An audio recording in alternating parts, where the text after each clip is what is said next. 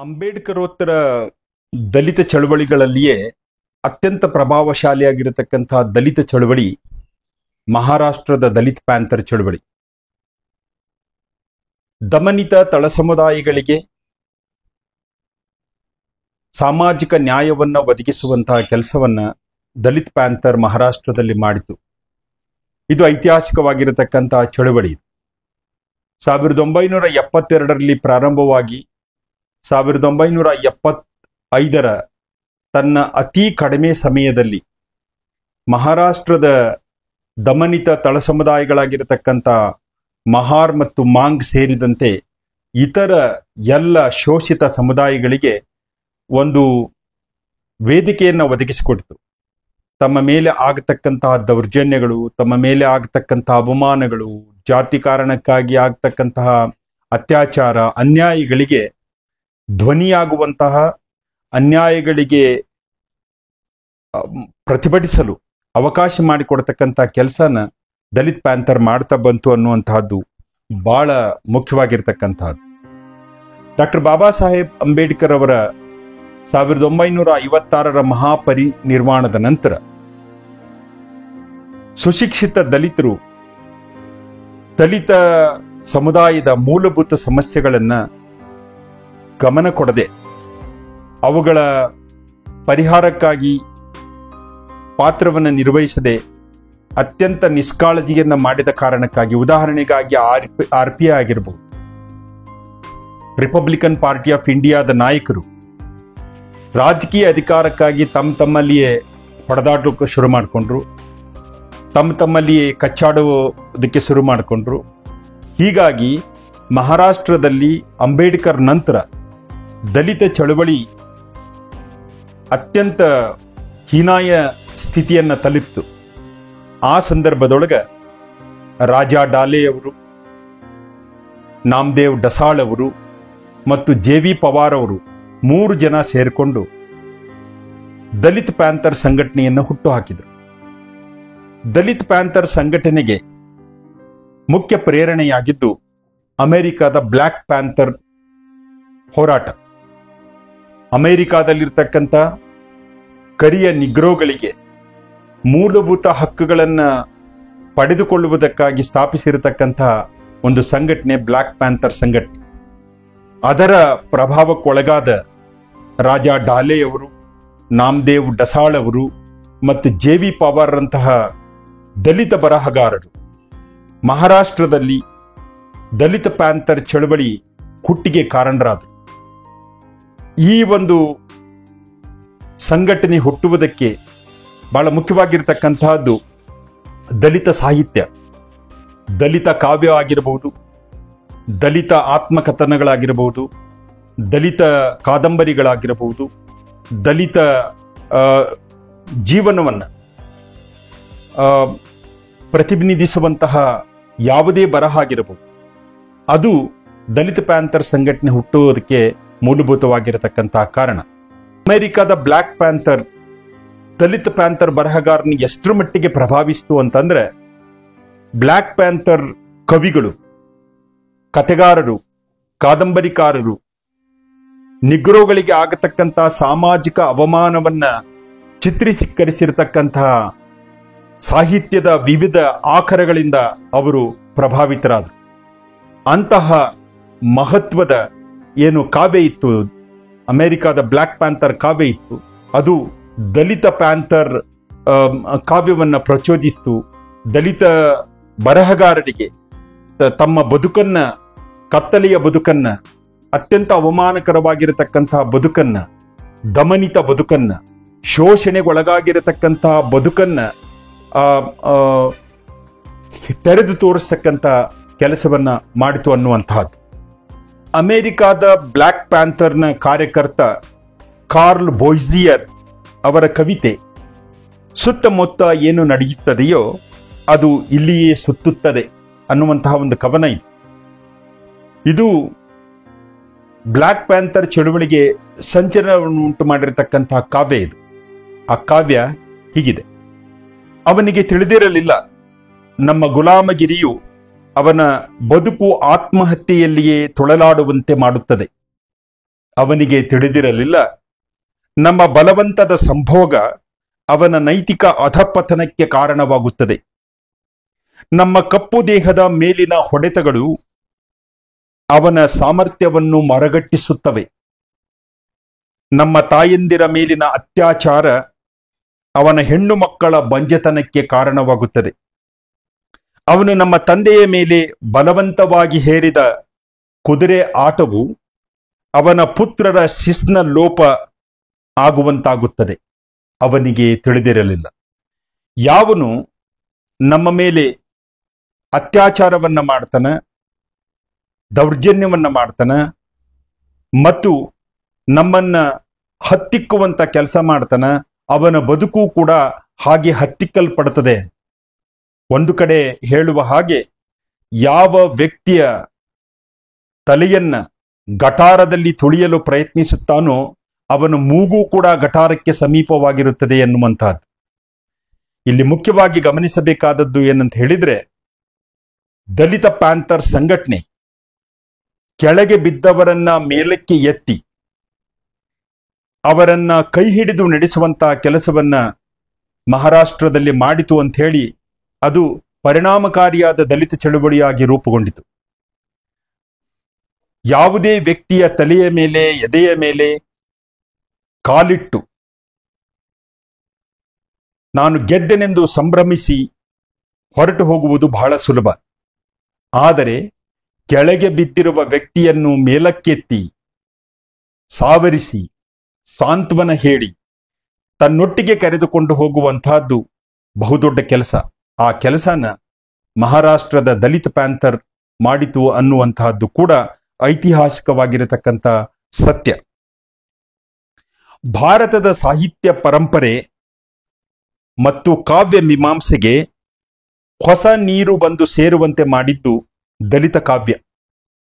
ದಲಿತರು ಅನುಭವಿಸಿರತಕ್ಕಂಥ ತಮ್ಮ ಅನುಭವಗಳನ್ನ ಕಠೋರವಾಗಿರತಕ್ಕಂಥ, ಅತ್ಯಂತ ಕ್ರೂರವಾಗಿರತಕ್ಕಂಥ, ಕ್ರೌರ್ಯದಿಂದ ಕೂಡಿರತಕ್ಕಂಥ ತಮ್ಮ ಬದುಕನ್ನ ಅನಾವರಣಗೊಳಿಸಲು ಉಪಯೋಗಿಸಿಕೊಂಡಂತಹ ಕಾವ್ಯದ ಮಾಧ್ಯಮ ಏನಿದೆ, ಇದು ಭಾರತೀಯ ಸಾಹಿತ್ಯ ಪರಂಪರೆಗೆ ಹೊಸ ಹೊಳಹನ್ನ, ಹೊಸ ಹರುವನ್ನ ತಂದುಕೊಟ್ಟಂತ ಸಾಹಿತ್ಯ ಅದು. ದಲಿತರು ತಾವು ಅನುಭವಿಸಿರತಕ್ಕಂತಹದ್ದನ್ನ ಬರೆಯುವುದಕ್ಕೂ, ದಲಿತೇತರರು ದಲಿತರ ಬದುಕನ್ನ ನೋಡಿ ದಲಿತರನ್ನ ಅವಲೋಕಿಸಿ ತಿಳಿದುಕೊಂಡು ಬರೆಯುವುದಕ್ಕೂ ಬಹಳ ವ್ಯತ್ಯಾಸ ಇದೆ. ಉದಾಹರಣೆಗಾಗಿ ನಾಮದೇವ್ ಡಸಾಳವರ ಕಾವ್ಯ ತುಂಬಾ ಪರಿಣಾಮಕಾರಿಯಾಗಿರತಕ್ಕಂತಹ ಕಾವ್ಯ ಅದು. ಅವ್ರು ಹೇಳ್ತಾರೆ ಒಂದು ಕಡೆಗೆ, ಎಲೈ ಮನುಷ್ಯ ನೀ ಸಿಡಿಯಬೇಕು ಅಂತ ಹೇಳಿ ಹೇಳ್ತಾರೆ. ಅವರ ಕವನವು ಭಾರತೀಯ ಸಮಾಜದಲ್ಲಿರುವ ಸಾಮಾಜಿಕ ವ್ಯವಸ್ಥೆಯ ವ್ಯಂಗ್ಯವನ್ನು ಪ್ರತಿನಿಧಿಸುತ್ತದೆ. ಶೋಷಣಾಮಯ ವ್ಯವಸ್ಥೆಯನ್ನು ಸ್ಫೋಟಿಸುವುದಕ್ಕಾಗಿ ಕರೆಯನ್ನು ಅದು ನೀಡುತ್ತದೆ. ಈ ಕವನದ ಶೀರ್ಷಿಕೆ ಎಲೈ ಮನುಷ್ಯ ನೀ ಸಿಡಿಯಬೇಕು, ಎಲೈ ಮನಸ್ಸು ನೀ ಸಿಡಿಯಬೇಕು, ಎಲ್ಲಕ್ಕೂ ನಿನ್ನನ್ನೇ ಸ್ಫೋಟಿಸಿಕೋ, ಚಂಡ ಮದ್ದಳೆಯ ಲಯಕ್ಕೆ ಹೆಜ್ಜೆ ಹಾಕು, ಹಶಿಸ್ ಗಾಂಜಾ ಸೇದು, ಅಫೀಮುಜ್ಗಿ, ಲಾಲ್ ಪಾರಿ ಅಗಿ, ಕಾಸಿಲ್ಲದ ದಿವಾಳಿಯೇ, ಕಂಟ್ರಿ ಸಾರಾಯಿ ಕುಡಿ, ಅಗ್ಗದ ಡಾಲ್ಡಾ ಹೀರು, ಹಗಲು ರಾತ್ರಿ ತೂರಾಡು, ದಿನಪೂರ್ತಿ ಕಂಠಮಟ್ಟು ಕುಡಿದೇ ಇರು, ಎಲ್ಲರಿಗೂ ಶಾಪ ಹಾಕು, ಅವನಮ್ಮನ್ ಅವನಕ್ಕನ್ ಎಂದು ಬೈಯಲು ಸುರುವಿಟ್ಟುಕೋ, ಅವನಮ್ಮನ್ ಶೀಲ ಅವನಕ್ಕನ್ ಹಾದರ ಹಿಡಿದು ಎಲ್ಲರ ಬೈ, ಕಪಾಳಕ್ಕೆ ಬಾರಿಸು ಗುದ್ದು, ಒಂದು ರಾಂಪುರಿ ಚಾಕು ಕೈಗೆ ಸಿಗೋ ಹಾಗೆ ಇಟ್ಟುಕೊಳ್ಳಯ್ಯ, ಒಂದು ಚೂರಿ, ಕೊಡಲಿ, ಕತ್ತಿ, ಕಬ್ಬಿಣದ ರಾಡು, ಬಿದಿರು, ಹಾಕಿ ಸ್ಟಿಕ್ ಎಲ್ಲ ನಿನ್ನ ಜೊತೆಗಿರಲಿ, ನಿನ್ನ ಜೊತೆ ಆಸಿಡ್ ಬಾಟಲ್ ಒಯ್. ಇದು ಅವರ ಸ್ಫೋಟಕವಾಗಿರತಕ್ಕಂತಹ ಕಾವ್ಯ. ಈ ಕಾವ್ಯದೊಳಗ ಕತ್ತಲೆಯ ಬದುಕಿನಲ್ಲಿ ಜೀವನ ಸವಿಸುವುದಕ್ಕಿಂತ ಸ್ಫೋಟಗೊಳ್ಳುವುದು ಬಹಳ ಮುಖ್ಯ ವ್ಯವಸ್ಥೆಯ ವಿರುದ್ಧ ಸ್ಫೋಟಗೊಳ್ಳುವುದು ಅಂದರೆ ವ್ಯವಸ್ಥೆಯ ವಿರುದ್ಧ ಹೋರಾಟವನ್ನ ಮಾಡುವುದು, ವ್ಯವಸ್ಥೆಯ ವಿರುದ್ಧ ಬಂಡೇಳುವುದು, ವ್ಯವಸ್ಥೆಯ ವಿರುದ್ಧ ಬಂಡಾಯ ಮಾಡುವುದು ಅನ್ನುವಂತಹದ್ದು ಈ ಕಾವ್ಯದ ಒಳ ಗೂಢಾರ್ಥ. ಅಂತಹ ಕಾವ್ಯವನ್ನ ನಾಮದೇವ್ ಡಸಾಳವರು ಕೊಡುವುದರ ಮೂಲಕ ದಲಿತ ಸಾಹಿತ್ಯ, ಭಾರತೀಯ ಸಾಹಿತ್ಯ ಪರಂಪರೆಗೆ ಹೊಸದಾದ ಹೊಳಹನ್ನ ಕೊಟ್ಟಿರತಕ್ಕಂತಹದ್ದನ್ನ ನಾವು ಗಮನಿಸಬಹುದು. ದೇಶದಲ್ಲಿ ದಲಿತ ಚಳುವಳಿ ಮೈಕೊಡವಿಕೊಂಡು ಮೇಲೋಳೋದಕ್ಕೆ ಬಹಳ ಮುಖ್ಯವಾದ ಕಾರಣ ದಲಿತ ಸಾಹಿತ್ಯ. ದೇಶದ ವಿವಿಧ ಭಾಗಗಳಲ್ಲಿ ಸಮಾಜದ ಅಂಚಿಗೆ ತಳ್ಳಲ್ಪಟ್ಟಿದ್ದ ತಳ ಸಮುದಾಯಗಳು, ದಮನಿತ ತಳ ಸಮುದಾಯಗಳು ಅಭಿವ್ಯಕ್ತಿಸುವ ಸಾಹಿತ್ಯ ಏನಿದೆ ಅದು ವಿಶಿಷ್ಟವಾಗಿರತಕ್ಕಂತಹದ್ದು. ದಲಿತ ಸಾಹಿತ್ಯ ಭಾರತೀಯ ಸಾಹಿತ್ಯ ಪರಂಪರೆಗೆ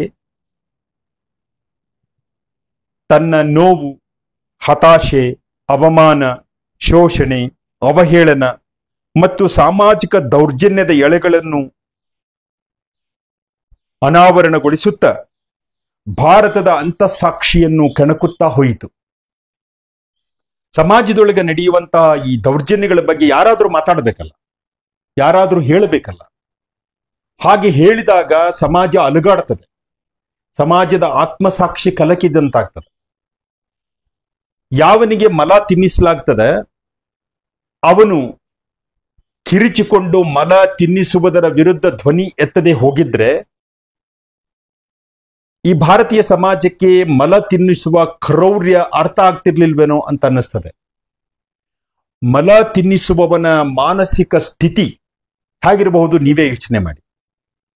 ತನ್ನ ಹಾಗೆ ಇರುವಂತಹ ಇನ್ನೊಬ್ಬ ವ್ಯಕ್ತಿಗೆ ಒತ್ತಾಯಪೂರ್ವಕವಾಗಿ ಮಲ ತಿನ್ನಿಸುವುದಿದೆಯಲ್ಲ, ಆ ಕ್ರೌರ್ಯ, ಆ ಮಾನಸಿಕ ಸ್ಥಿತಿ, ಅದು ಅತ್ಯಂತ ಮನೋರೋಗಕ್ಕೆ ಒಳಗಾದ ವ್ಯಕ್ತಿಯ ಒಂದು ಚಿತ್ರಣ. ಯಾವ ವ್ಯಕ್ತಿ ಜಾತಿಯ ಶ್ರೇಷ್ಠತೆಯ ಮನೋರೋಗಕ್ಕೆ ಬಲಿಯಾಗಿದ್ದಾನೋ, ಯಾವ ವ್ಯಕ್ತಿ ಜಾತಿ ಶ್ರೇಷ್ಠತೆಯ ವ್ಯಾಕುಲಕ್ಕೆ ಒಳಗಾಗಿದ್ದಾನೋ, ಯಾವ ವ್ಯಕ್ತಿ ಜಾತಿ ಶ್ರೇಷ್ಠತೆಯ ರೋಗಕ್ಕೆ ಬಲಿಯಾಗಿದ್ದಾನೋ ಅಂಥವನು ಮಾತ್ರ ತನ್ನ ಹಾಗೆ ಇರುವಂತಹ ಇನ್ನೊಬ್ಬನ ಬಾಯಿಯಲ್ಲಿ ಒತ್ತಾಯಪೂರ್ವಕವಾಗಿ ಮಲವನ್ನ ಸುರಿಯಬಹುದು. ಒಬ್ಬ ದಲಿತನ ಮೇಲೆ, ತಲೆಯ ಮೇಲೆ ಬಾಯಲ್ಲಿ ಉಚ್ಚಿ ಹೊಯ್ಯುವವನ ಮನೋಸ್ಥಿತಿಯೂ ಇದೇ ಆಗಿದೆ. ಅದಕ್ಕೆ ನಾವು ನಮ್ಮನ್ನ ಪ್ರಶ್ನೆ ಮಾಡಿಕೊಳ್ಬೇಕಾಗ್ತದೆ. ಇಂತಹ ಕೃತ್ಯಗಳಲ್ಲಿ ತೊಡಗತಕ್ಕಂಥ ಭಾರತೀಯ ಸಮಾಜದ ಮೇಲ್ಜಾತಿಯವರ ಆತ್ಮಸಾಕ್ಷಿ ಇಲ್ವೇ, ಮನಸ್ಸಾಕ್ಷಿ ಇಲ್ವೇ ಅಂತ ಅನ್ನೋದನ್ನ ನಾವೇ ಪ್ರಶ್ನೆ ಮಾಡಿಕೊಳ್ಬೇಕಾಗ್ತದೆ. ಆ ನಿಟ್ಟಿನೊಳಗೆ ನಾವು ದಿನನಿತ್ಯ ಮಾತನಾಡತಕ್ಕಂಥ ಶಬ್ದಗಳನ್ನೇ ದಲಿತರು ತಮ್ಮ ಕಾವ್ಯಗಳಲ್ಲಿ, ತಮ್ಮ ಸಾಹಿತ್ಯದಲ್ಲಿ, ತಮ್ಮ ಕಥೆಗಳಲ್ಲಿ, ತಮ್ಮ ಕಾದಂಬರಿಗಳಲ್ಲಿ ಬರೀತಾ ಹೋದ್ರೆ ಇದು ವಾಚ್ಯ ಅಂತ ಹೇಳುವಂತಹ ವಿಮರ್ಶಕರು ಕೂಡ ಇರತಕ್ಕಂತಹದನ್ನು ನಾವು ಕಾಣ್ತೇವೆ. ಸಹಜವಾಗಿ ಮಾತನಾಡತಕ್ಕಂಥ ಹೇಲು, ಹೆಂಡಿ, ಉಚ್ಚಿ ಅನ್ನತಕ್ಕಂಥ ಶಬ್ದಗಳನ್ನ ಕಾವ್ಯಗಳಲ್ಲಿ ಬಳಕೆ ಮಾಡಿದಾಗ ಅರೇ ಇದು ಮುಖಕ್ಕೆ ರಾಚುವಂತಹ ವಾಚ್ಯವಾದ ಕಾವ್ಯ ಅಂತ ಹೇಳುವಂತಹದ್ದನ್ನು ನಾವು ಕಾಣ್ತೀವಿ. ಯಾವುದು ವಾಸ್ತವವೋ ಅದನ್ನ ಕಾವ್ಯದ ಮೂಲಕ, ಕಥೆಯ ಮೂಲಕ, ಕಾದಂಬರಿಯ ಮೂಲಕ ದಲಿತರು ಹೇಳ ಹೊರಟಾಗ ಅದು ವಾಚ್ಯ ಅನ್ನಿಸ್ಕೊಳ್ತದೆ ಮತ್ತು ಎದೆಗೆ ನಾಟುವಂತಹದ್ದು, ಎದೆಗೆ ಎರಿಯುವಂತಹದ್ದು, ಎದೆಗೆ ಬಂದು ಒದ್ದ ಹಾಗೆ ಆಗುವಂತಹದ್ದನ್ನ ನಾವು ಕಾಣತಕ್ಕಂತಹದ್ದು. ಅದಕ್ಕೆ ಅಂಬೇಡ್ಕರ್ ಅವರು 1924 ಬಹಿಷ್ಕೃತ ಹಿತಕಾರಿಣಿ ಸಭಾ ಪ್ರಾರಂಭ ಮಾಡುವಾಗ ಒಂದು ಮಾತನ್ನ ಹೇಳ್ತಾರೆ. ದಲಿತರಿಗೆ ಸಾಮಾಜಿಕ ಸಾಂಸ್ಕೃತಿಕ ಅಸ್ಮಿತೆಯನ್ನ ತಂದುಕೊಡುವುದಕ್ಕಾಗಿ ಇಂತಹ ಸಂಘಟನೆ ಅವಶ್ಯಕತೆ ಇದೆ ಅಂತ ಅಂಬೇಡ್ಕರ್ ಹೇಳ್ತಾರೆ. ಯಾವ ದಲಿತರು 2000 ವರ್ಷಗಳಿಂದ ತಮ್ಮ ಅಸ್ತಿತ್ವವನ್ನ ಕಳೆದುಕೊಂಡಿದ್ರು, ಸಾಮಾಜಿಕವಾಗಿ ಅಸ್ತಿತ್ವಹೀನರಾಗಿದ್ರು, ಸಾಂಸ್ಕೃತಿಕವಾಗಿ ತಮ್ಮ ಅಸ್ಮಿತೆಯನ್ನ ಕಳೆದುಕೊಂಡಿದ್ರು, ಅಂತಹ ದಲಿತರಿಗೆ ಸಮಾಜೋ ಸಾಂಸ್ಕೃತಿಕ ಅಸ್ಮಿತೆಯನ್ನ ತಂದುಕೊಡುವುದೇ ಈ ಬಹಿಷ್ಕೃತ ಹಿತಕಾರಿಣಿ ಸಭಾದ ಮುಖ್ಯ ಉದ್ದೇಶ ಅಂತ ಹೇಳ್ತಾರೆ. ಅವರು ಈ ಸಂಘಟನೆಯನ್ನ ಪ್ರಾರಂಭ ಮಾಡುವ ಸಂದರ್ಭದೊಳಗೆ ಒಂದು ಕರೆಯನ್ನ ಕೊಡ್ತಾರೆ. ಅದು ಎಜುಕೇಟ್, ಎಜುಟೇಟ್ ಅಂಡ್ ಆರ್ಗನೈಸ್ ಅಂತ. ಎಜುಕೇಟ್ ಅಂದ್ರೆ ಶಿಕ್ಷಣವನ್ನು ಹೊಂದು, ಶಿಕ್ಷಣವನ್ನ ಪಡೆದುಕೋ, ಜ್ಞಾನವನ್ನ ಸಂಪಾದಿಸು. ಜ್ಞಾನದ ಮೂಲಕ ನಿನ್ನ ಸುತ್ತಮುತ್ತ ನಡೆಯತಕ್ಕಂತಹ ಚಟುವಟಿಕೆಗಳ ಬಗ್ಗೆ ನಿಗಾವಹಿಸು. ಜ್ಞಾನದ ಮೂಲಕ ನಿನ್ನ ಸುತ್ತಮುತ್ತ ನಡೆಯತಕ್ಕಂಥ ಸಮಾಜದ ಕ್ರೌರ್ಯಗಳ ಬಗ್ಗೆ ಅರ್ಥ ಮಾಡಿಕೊಂಡು ಅದರಲ್ಲಿ ನಿನ್ನ ಸ್ಥಾನಮಾನ ಏನನ್ನುವುದನ್ನು ತಿಳಿದುಕೋ. ಸಾಮಾಜಿಕ ವ್ಯವಸ್ಥೆಯನ್ನು ಅರ್ಥ ಮಾಡಿಕೋ. ಸಾಮಾಜಿಕ ವ್ಯವಸ್ಥೆಯೊಳಗೆ ನೀನು ಹೇಗೆ ಶೋಷಣೆಗೊಳಗಾಗಿದ್ದೆ ಅನ್ನುವುದನ್ನು ತಿಳಿದುಕೋ ಅಂತ ಹೇಳಿ ಅಂಬೇಡ್ಕರ್ ಅವರು ಹೇಳ್ತಾರೆ. ಹೀಗೆ ಶಿಕ್ಷಣದ ಮೂಲಕ ಮತ್ತು ಜ್ಞಾನದ ಮೂಲಕ ನಮ್ಮ ಅರಿವಿನ ಬಗ್ಗೆ ಅರಿವು ಮೂಡಿದಾಗ, ನಮ್ಮ ಅಸ್ತಿತ್ವದ ಬಗ್ಗೆ ಅರಿವು ಮೂಡಿದಾಗ, ಪ್ರಜ್ಞೆ ಮೂಡಿದಾಗ ನಮ್ಮ ಮನಸ್ಸು ಸಂಘರ್ಷಕ್ಕೆ ಒಳಗಾಗ್ತದೆ. ಆ ಸಂದರ್ಭದೊಳಗೆ ಆ ಸಂಘರ್ಷವನ್ನ ಕನ್ವರ್ಟ್ ಮಾಡಿ ನೀನು ವ್ಯವಸ್ಥೆಯ ವಿರುದ್ಧ ಪ್ರತಿಭಟಿಸು ಅಂತ ಹೇಳ್ತಾರೆ ಅಂಬೇಡ್ಕರ್. ಪ್ರತಿಭಟನೆ ಮನೋಭಾವವನ್ನ ಬೆಳೆಸ್ಕೋ. ಯಾಕೆ ಅಸ್ಪೃಶ್ಯರು ಹೀಗಾಗಿದ್ದಾರೆ? ಯಾಕೆ ಅಸ್ಪೃಶ್ಯರು ಸಮಾಜದ ಅಂಚಿಗೆ ತಳ್ಳಲ್ಪಟ್ಟಿದ್ದಾರೆ? ಯಾಕೆ ಅಸ್ಪೃಶ್ಯರಿಗೆ ಸಮಾಜದಲ್ಲಿ ಮೂಲಭೂತ ಹಕ್ಕುಗಳನ್ನ ನಿರಾಕರಣೆ ಮಾಡಲಾಗಿದೆ? ಯಾಕೆ ಅಸ್ಪೃಶ್ಯರಿಗೆ ನೀರಿನಂತಹ ಮೂಲಭೂತ ಸೌಕರ್ಯವನ್ನ ಕೊಟ್ಟಿಲ್ಲ ಅನ್ನುವ ವ್ಯವಸ್ಥೆಯ ವಿರುದ್ಧ ನೀನು ಬಂಡೇಳು ಅಂತ ಹೇಳಿ ಅಂಬೇಡ್ಕರ್ ಎಜಿಟೇಟ್ ಆಗು ಅಂತ ಹೇಳ್ತಾರೆ. ಶಿಕ್ಷಣವನ್ನ ಪಡೆದುಕೋ, ಬಂಡಾಯ ಏಳು, ಅದಾದ ನಂತರ ನೀನು ಸಂಘಟಿತನಾಗು, ಸಮುದಾಯವನ್ನ ಸಂಘಟಿಸು, ಸಮಾಜವನ್ನ ಸಂಘಟಿಸು. ಈ ಅನ್ಯಾಯದ ವಿರುದ್ಧ, ಅವಮಾನಗಳ ವಿರುದ್ಧ, ಅವಹೇಳನಗಳ ವಿರುದ್ಧ, ಸಾಮಾಜಿಕ ಅಸಮಾನತೆಯ ವಿರುದ್ಧ, ಸಾಮಾಜಿಕ ಶೋಷಣೆಯ ವಿರುದ್ಧ ನೀನು ಬಂಡೆದ್ದು ಹೋರಾಟವನ್ನ ಮಾಡು ಅಂತ ಹೇಳಿ ಅಂಬೇಡ್ಕರ್ ಅವರು ಹೇಳ್ತಾರೆ. ಇದು ದಲಿತ ಸಾಹಿತ್ಯಕ್ಕೆ ಪ್ರೇರಣೆಯಾದದ್ದು. ಮಹಾರಾಷ್ಟ್ರದಲ್ಲಿ ದಲಿತ್ ಪ್ಯಾಂಥರ್ ಹುಟ್ಟಿಗೆ ಕಾರಣವಾಗಿರತಕ್ಕಂಥ ದಲಿತ ಸಾಹಿತ್ಯಕ್ಕೆ ಮುಖ್ಯ ಪ್ರೇರಣೆ ಡಾಕ್ಟರ್ ಅಂಬೇಡ್ಕರ್ ಅವರ ಬದುಕು, ಹೋರಾಟ ಮತ್ತು ಬರಹಗಳು. ಅಂಬೇಡ್ಕರ್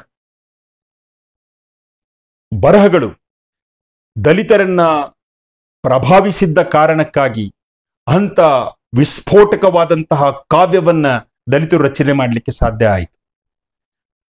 ಪ್ರತಿಭಟನೆಯೇ ಜೀವಾಳವಾಗಿರತಕ್ಕಂತಹ ಸಾಹಿತ್ಯವನ್ನ ಸೃಷ್ಟಿ ಮಾಡಲಿಕ್ಕೆ ಸಾಧ್ಯ ಆಯಿತು. ಸಮಾಜದಲ್ಲಿ ಬದಲಾವಣೆಯನ್ನ ತರಬೇಕು ಅನ್ನತಕ್ಕಂತಹ ಉದ್ದೇಶದಿಂದ ಹುಟ್ಟಿಕೊಂಡಿರತಕ್ಕಂತಹ ದಲಿತ ಸಾಹಿತ್ಯಕ್ಕೆ ಕಸುವು ಬಂದದ್ದು ಡಾಕ್ಟರ್ ಅಂಬೇಡ್ಕರ್ ಅವರ ಹೋರಾಟದ ಪ್ರಭಾವದಿಂದಾಗಿ. ಡಾಕ್ಟರ್ ಅಂಬೇಡ್ಕರ್ ಅವರ ನಿರಂತರ ಹೋರಾಟದ ಪ್ರಭಾವ ದಲಿತ ಬರಹಗಾರರ ಮೇಲೆ ಆಗಿದ್ದ ಕಾರಣಕ್ಕಾಗಿ ನಾವು ದಲಿತ ಸಾಹಿತ್ಯ ವಿಶಿಷ್ಟವಾಗಿರತಕ್ಕಂತಹ ಸ್ಥಾನಮಾನವನ್ನ ಭಾರತದ ಸಾಹಿತ್ಯ ಪರಂಪರೆಯಲ್ಲಿ ಪಡೆದುಕೊಳ್ಳಲಿಕ್ಕೆ ಸಾಧ್ಯವಾಯಿತು ಅನ್ನುವಂತಹದ್ದು. ಸಾಹಿತ್ಯಕ್ಕಾಗಿ ಮಾತ್ರ ಅಲ್ಲ, ಸಾಹಿತ್ಯ ವಿನೋದಕ್ಕಾಗಿ ಮಾತ್ರ ಅಲ್ಲ, ಸಾಹಿತ್ಯ ಮನರಂಜನೆಗಾಗಿ ಮಾತ್ರ ಅಲ್ಲ, ಸಾಹಿತ್ಯ ಪಾರಾಯಣಕ್ಕಾಗಿ ಮಾತ್ರ ಅಲ್ಲ, ಸಾಹಿತ್ಯ ಬದುಕಿಗಾಗಿ ಸಾಹಿತ್ಯ, ಸಾಹಿತ್ಯ ಬದುಕು ಹಸನುಗೊಳಿಸುವುದಕ್ಕಾಗಿ ಸಾಹಿತ್ಯ ಅನ್ನುವಂತಹ ತತ್ವದ ಆಧಾರದ ಮೇಲೆ ಮಹಾರಾಷ್ಟ್ರದ ಬಹಳಷ್ಟು ಜನ ದಲಿತ ಪ್ಯಾಂಥರ್ ಕಾರ್ಯಕರ್ತರು ಬರವಣಿಗೆಯಲ್ಲಿ ತೊಡಗಿಸಿಕೊಂಡ್ರು, ಕಾವ್ಯವನ್ನ ರಚಿಸಿದ್ರು, ಸಣ್ಣ ಕಥೆಗಳನ್ನ ಬರೆದ್ರು, ಆತ್ಮಕಥನಗಳನ್ನ ಬರೆದ್ರು ಮತ್ತು ಕಾದಂಬರಿಗಳನ್ನ ಬರೆದು ತಾವು ಅನುಭವಿಸಿರತಕ್ಕಂಥ ನೋವು ಅವಮಾನಗಳಿಗೆ ಒಂದು ಮಾಧ್ಯಮವನ್ನ ಕಂಡುಕೊಂಡ್ರು.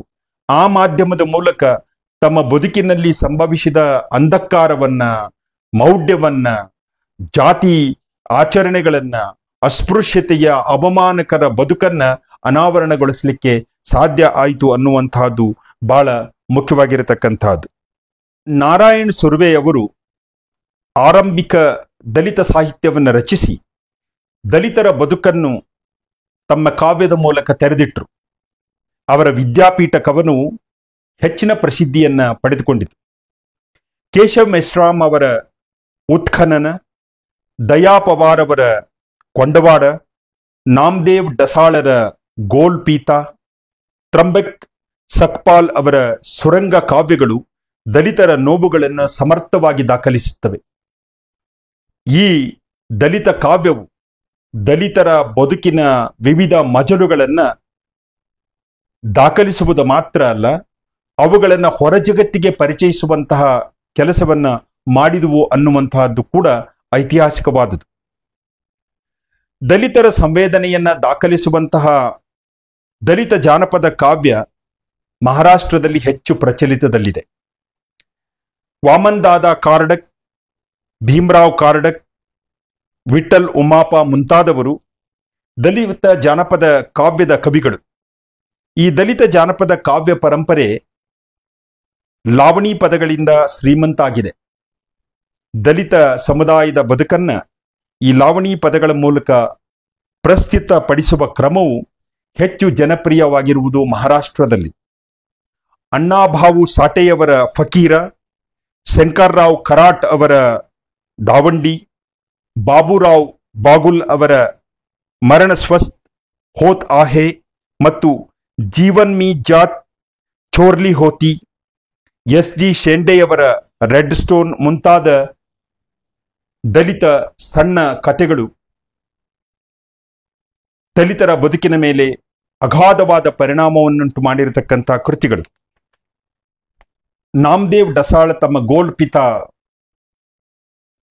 ಕಾವ್ಯ ಸಂಕಲನದಲ್ಲಿ ಬರುವ ಒಂದು ಕವಿತೆಯೊಳಗೆ ಹೇಳ್ತಾರೆ, Plato, Einstein, Archimedes, Socrates, Marx, Ashoka, Hitler, Camus, Sartre, Kafka, Baudelaire, Rimbaud, Ezra Pound, Hopkins, Goethe, Dostoevsky, Mayakovsky, Maxim Gorky, Edison, Madison, Kalidasa, Tukaram, Vyasa, Shakespeare, Jnaneshwar ಎಲ್ಲರನ್ನೂ ಚರಂಡಿಯ ಮ್ಯಾನ್ಹೋಲ್ ತೆಗೆದು ದೂಡಿ ಅವರವರ ಪದಗಳ ಜೊತೆ ಕೊಳೆಸು.